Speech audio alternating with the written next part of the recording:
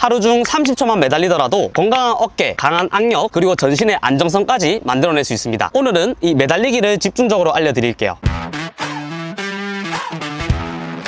현대인들은 장시간 앉아서 스마트폰이나 이렇게 노트북을 많이 사용하는데요. 그래서 일상에서 어깨 관절을 충분히 이용하지 못합니다. 이로 인해서 어깨의 가동 범위는 줄어들고 회전근개의 기능이 약해지면서 목, 어깨 통증이나 자세 불균형으로 이어집니다. 인간의 어깨는 침팬지나 오랑우탄과 동일한 절구관절의 형태를 이루고 있는데요. 이렇게 팔이 자연스럽게 움직일 수 있도록 되어 있습니다. 인원들은 나무 사이를 매달리면서 이동하며 어깨 주변의 인대나 근육 조직들은 강화되는 반면 인간은 지면 위에서 직립보행으로 이동하다 보니 이 매달리기 기능을 거의 사용하지 않게 되었는데요. 같은 어깨 관절을 지녔지만 현대인들은 이러한 어깨 기능이 많이 떨어져 있는데요. 매달리기는 어깨 움직임을 회복하고 강화시키는데 가장 쉽고 효과적인 방법입니다. 또한 하루 종일 앉아 있으면 서 있을 때보다 앉아 있을 때 디스크의 허리 압력이 40%나 더 증가할 수 있는데요. 단순한 매달리기만 하더라도 추간판을 자연스럽게 늘려주기 때문에 허리 건강에도 이롭습니다. 그럼 매달리기 자세를 배워볼게요.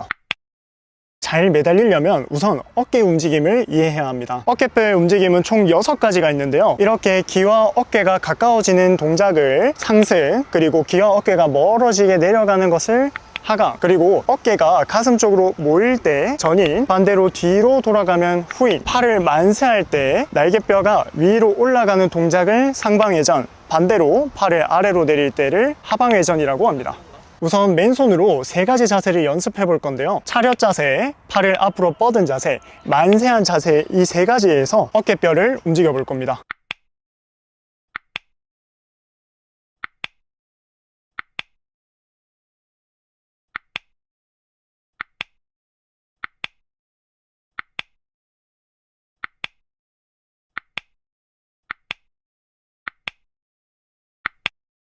오늘 매달리기 운동은 크게 2가지로 나눌 수 있는데요. 데드행과 액티브행입니다. 데드행 자세는 상방회전된 어깨가 수동적으로 위로 늘어난 자세를 얘기하고, 액티브행 자세는 여기서 어깨를 능동적으로 끌어내려 겨드랑이, 어깨 부위 쪽에 힘을 주는 것이죠. 이제 동작을 배워볼 건데요. 매달리기의 기본은 데드행입니다. 데드행은 매달린 채로 축 늘어뜨리는 수동적인 방법인데요. 매달리기가 처음이라서 이 악력이 부족하다면 이 데드행부터 시작하시면 됩니다. 양손 그립을 잡는 방법 같은 경우에는 이 어깨 넓이로 잡거나 아니면 좀 더 넓게 잡아도 괜찮은데요. 링을 사용해도 괜찮고요. 아니면 철봉이 있다면 철봉을 매달려도 괜찮습니다. 이렇게 위에 봉에 매달린 상태에서 팔을 쭉 늘어뜨려 주세요.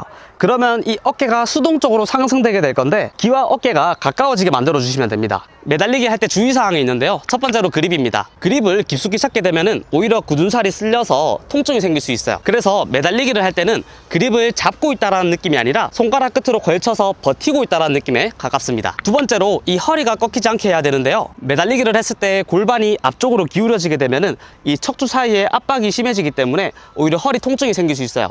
그래서 매달리기를 했을 때는 골반을 살짝 말아서 이 복부의 안정성을 만들어 주세요. 두 번째로 액티브행입니다. 이 액티브행은 방금 전에 했던 이 데드행과 다르게 이 능동적으로 매달리는 방법입니다. 매달린 상태에서 어깨를 끌어내리고 뒤로 모으는 힘을 주고 팔을 아래로 누르는 힘을 줘야 합니다. 즉 어깨에서 신령 동작과 견갑골에서 후인과 하강하는 힘을 줘야 하는 것이죠. 마치 금방이라도 풀업할 듯한 자세가 만들어질 거예요. 여기에 사용되는 근육을 보자면 어깨 신전에 사용되는 광배근, 대원근, 후면삼각근들이 동원되고요. 하부 승모근과 광배근이 어깨를 아래로 끌어내리게 됩니다. 또한 어깨뼈를 뒤로 당기는 동작에서 등 사이에 있는 중부 승모근과 능형근들이 기입됩니다. 이 동작을 하게 되면 어깨 주변부를 감싸고 있는 회전근개들이 활성화되고 풀업, 프레스, 다양한 동작에서 안정성이 좋아지게 됩니다. 지금부터 2가지 매달리기 방법을 소개해 드릴 건데요. 첫 번째는 현대인을 위한 방법입니다. 바로 어깨와 척추를 건강하게 해주는 루틴입니다. 방법은 간단한데요. 30초 데드행, 1분 휴식, 3세트입니다. 이렇게 처음 매달려 보시는 분들은 10초 견디기도 힘들 수 있는데요.